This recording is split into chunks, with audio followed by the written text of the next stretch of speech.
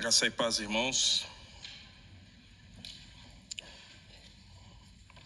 Visto que a justiça de Deus revela no Evangelho de fé em fé, como está escrito, o justo viverá pela fé. Martinho Lutero tentou de tudo: dormir no chão, passar fome, subir a escadaria de Roma, tudo que fosse possível. Seus professores no mosteiro o advertiram que já era o suficiente para que ele pudesse ter paz de espírito, mas ele não tinha paz. Ele não tinha paz. Seu senso de pecado era extremamente profundo. Praticava a justiça punitiva, na qual punia a si mesmo por conta dos seus pecados. Um dia, Martinho Lutero leu Romanos 1:16. O justo viverá pela fé.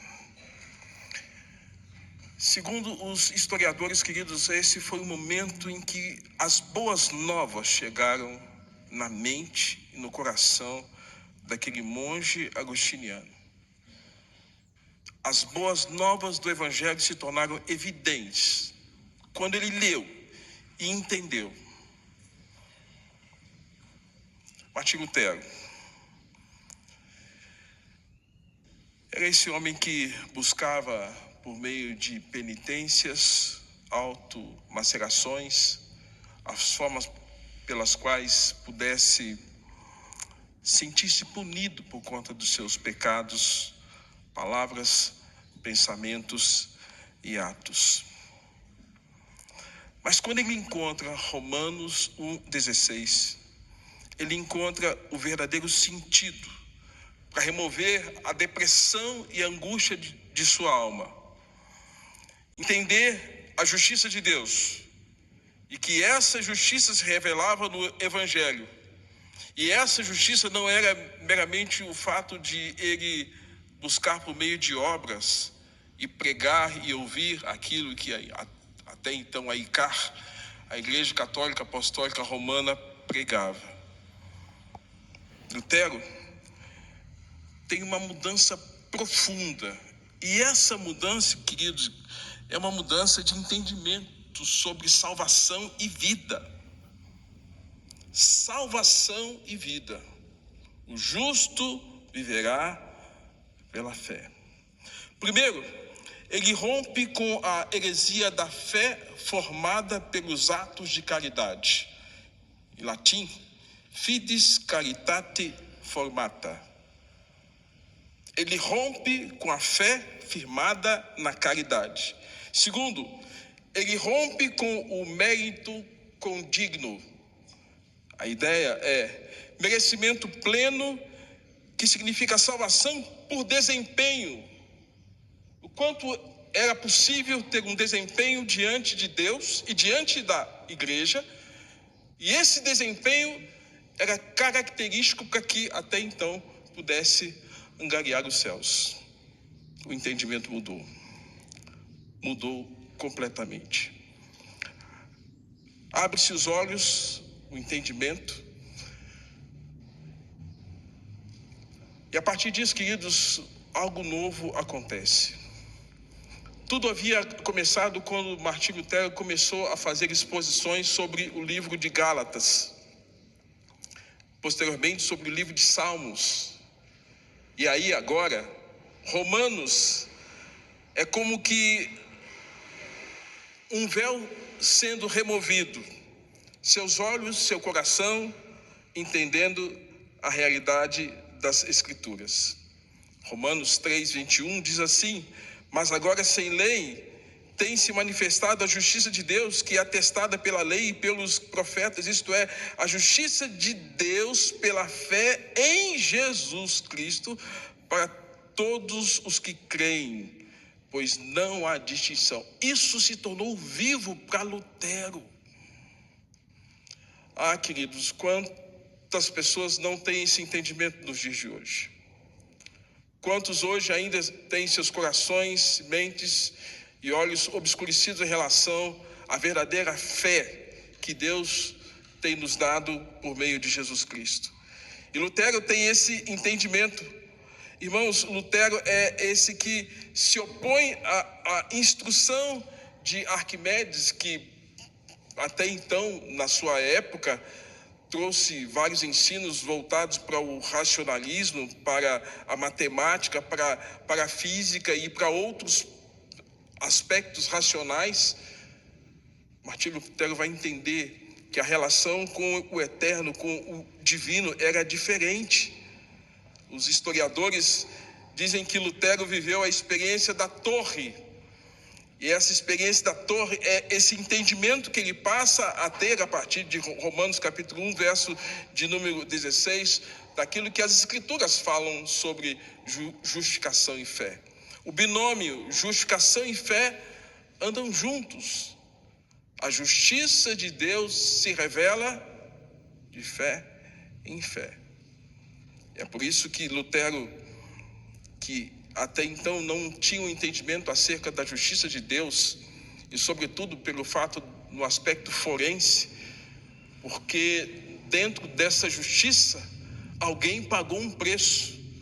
E no aspecto forense, quando Jesus estava sendo morto ali naquela cruz, e ele diz com todas as letras: tetelestai, tetelestai, está pago, está pago. Naquele momento, irmãos, a ira de Deus se manifesta sobre o seu filho, e Jesus diz: está pago. E agora, por meio de um sacrifício, homens e mulheres, judeus, gentios, bárbaros e outros mais, podem acessar ao eterno Deus por meio da fé.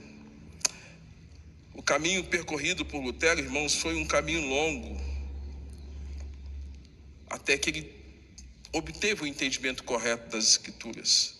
E ao final, ele concluiu: os seres humanos não são pessoas boas que fazem coisas más. As pessoas são más por natureza, inimigas de Deus, incapazes de fazer qualquer coisa que mereça o favor do divino. E com isso, queridos, Lutero coaduna com o pensamento agostiniano acerca da depravação total, de que não há nada no homem que pudesse justificá-lo diante de Deus. Não havia absolutamente nada na raça humana, no ser humano, e nem tanto naquele que se dizia ter a infalibilidade papal, de não ter erros e pecados. Não há justo sequer, nem sequer um, porque todos pecaram e carecem da glória de Deus. Daí, irmãos, temos que entender que não nos tornamos justos por praticar obras justas, mas fazemos obras justas porque somos justificados pela fé. A justiça que justifica o homem não vem de dentro. Repito, a justiça que justifica o homem não vem de dentro. Ela vem de fora, porque ela vem de Deus. Através de seus estudos sobre justificação pela fé, Lutero faz duas declarações importantíssimas. A primeira delas: a justificação pela fé é totalmente receptiva, porque nos é dada, imputada, é um dom de Deus, uma manifestação dessa graça que foi trazida a nós por meio de Jesus Cristo. É a possessão de Cristo pelo pecador e a possessão do pecador para com Cristo, nessa união mística de Cristo com aquele que crê. Sendo assim, apela à justiça de Deus por meio de Cristo. A justificação pela fé é algo sublime. que tira do homem toda a ideia de desempenho. E nós estamos vivendo um tempo em que parece-me que o ativismo religioso dá a ideia de que nós queremos alcançar a Deus pelo desempenho. E o quanto nós precisamos, até mesmo nós como reformados, repensarmos aspectos dos quais a justificação pela fé seja o único caminho pelo qual nós possamos acessar e desfrutar da nossa comunhão com Deus. Lutero também diz que a justificação pela fé não é um veredito que morre na incerteza de nosso futuro, mas é um bem atual e permanente na vida do crente. É um bem, é um benefício que Deus nos dá. Por isso, nós podemos entender a fala de Jesus, João 6,47. Em verdade vos digo, todo aquele que crê tem a vida eterna. É um benefício espiritual. Ou quando, no livro de Apocalipse, nós temos a construção do apóstolo João descrevendo que Jesus diz: ser fiel até a morte, dar-te-ei a coroa da vida. Por isso, queridos, o que a reforma vem trazer é um contraponto em relação à prática e ao ensino da salvação pelas obras. O homem é justificado por sua fé. A fé é um dom de Deus, um presente, um gift que Deus nos dá. Aí, Hebreus 11:6 vai nos ensinar que diante do eterno, que se revela na palavra, que se revela na criação, que se revela por meio de Jesus, as Escrituras vai nos ensinar que sem fé é impossível agradarmos a esse Deus eterno.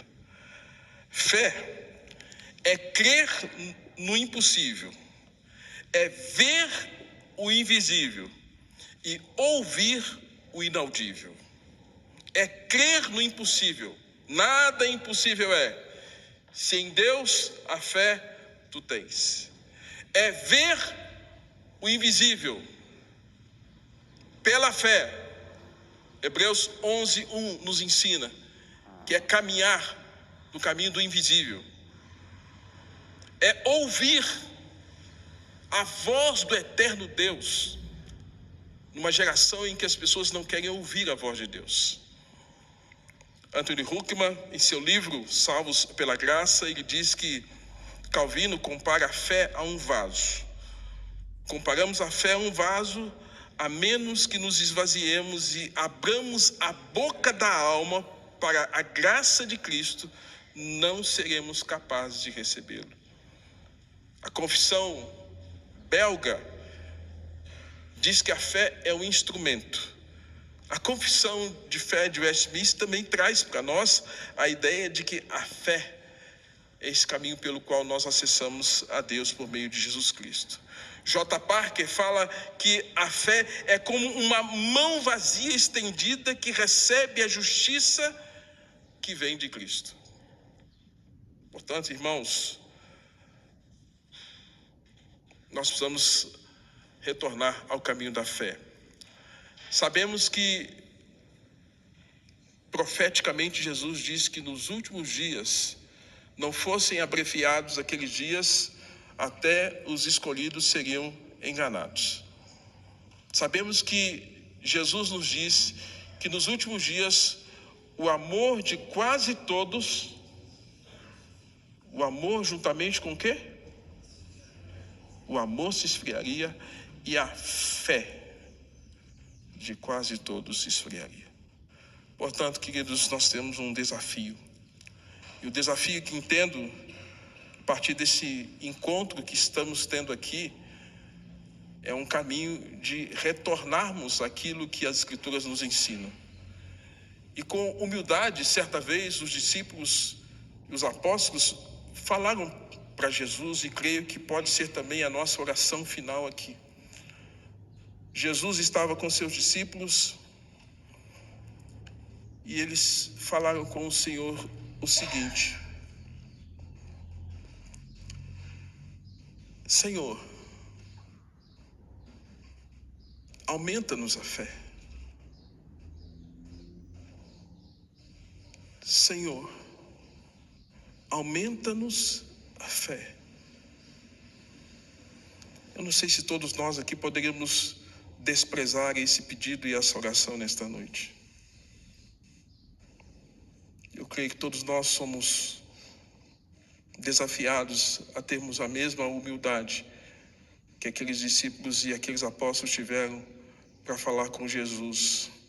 Hoje estamos tão distantes da história e da reforma, mas nós não estamos distantes de Jesus. Nós não estamos distantes daquele que é o Senhor e Mestre das nossas vidas. E é por isso que nós podemos fazer a mesma oração que eles assim o fizeram. O mesmo pedido. Numa geração sem amor, numa geração sem fé, numa geração que cada vez mais, tal qual o reverendo Gelson nos trouxe aqui, incrédula e caminhando na impiedade. Então nós, como família cristã, família reformada, podemos em coro dizer: Senhor, aumenta-nos a fé, aumenta a nossa fé. Eu digo: Senhor, aumenta a minha fé. Que o Senhor tenha compaixão e misericórdia de nós.